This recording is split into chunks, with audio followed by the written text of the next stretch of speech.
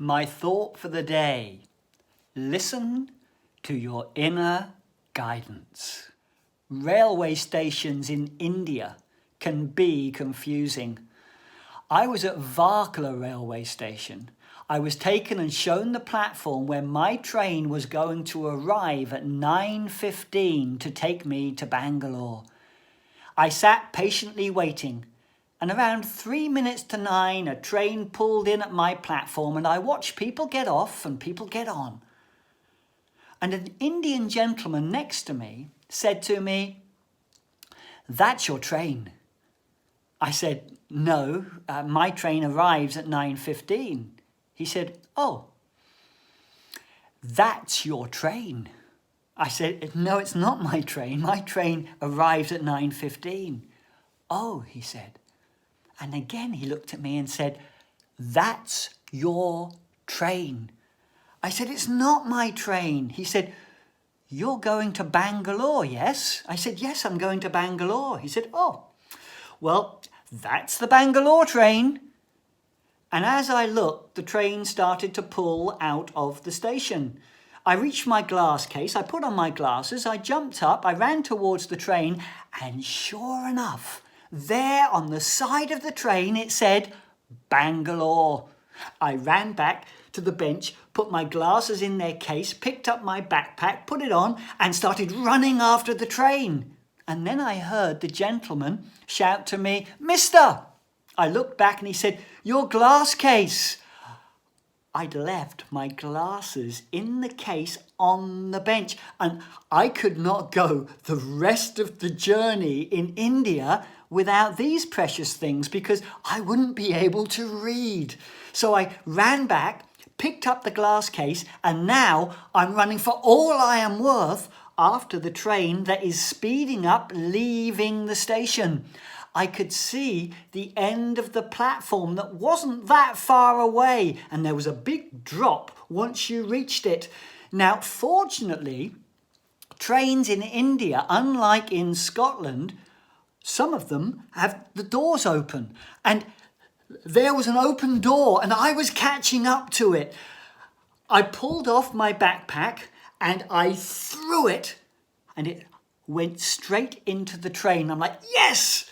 However, it was like, no, because inside the backpack was my wallet and my passport. There on the train, I'm not. And the platform is ending really soon. So I did the only thing I could think to do. I dove towards the train. I slid in on my belly. I was winded, and my glass case, it dropped out of my hand and it bounced towards the edge of the door, and it stopped just before exiting. I am laying there, checking my body, thinking, bruises, thankfully, no broken bones. And as I gingerly get up onto my feet, there were a lot of Indian men in the carriage, and they ran towards me going, "You're a crazy man! You're crazy! You could have died!"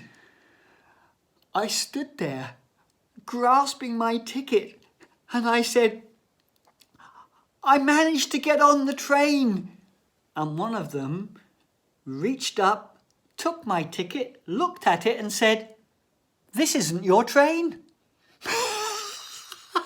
It wasn't my train. Apparently, there were 2 trains going to Bangalore within a 15-minute period of each other, and this one wasn't mine.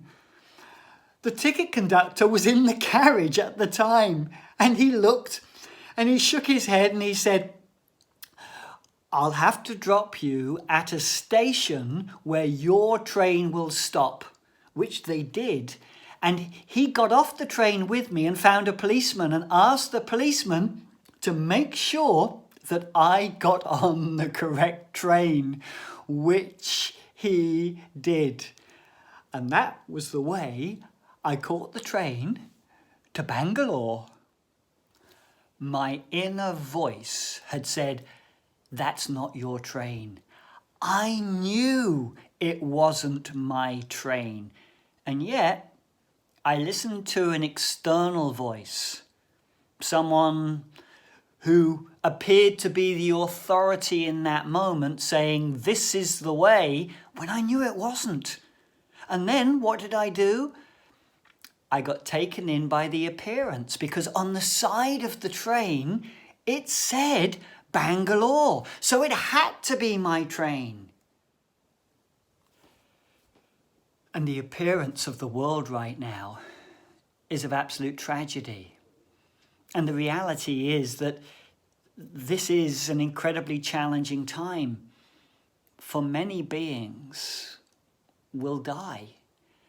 And none of us know who in our families will see the other side of this. I hope to. And what I know in my heart, in checking in with my inner voice, is that there is a deep cleansing going on the planet right now, and it will lead us to a new way of being.